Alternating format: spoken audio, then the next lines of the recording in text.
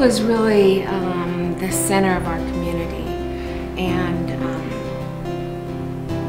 the adults really are proud of the children when they come out of school and accomplish wonderful things. Innovation, I think, is really important because it allows kids to get out of their normal routines and learn that they can create and do new things. We're really trying to improve our kids' writing, and one of the things that I tell them is that you're creating something from nothing. This book that you write is yours, and it's so totally innovative.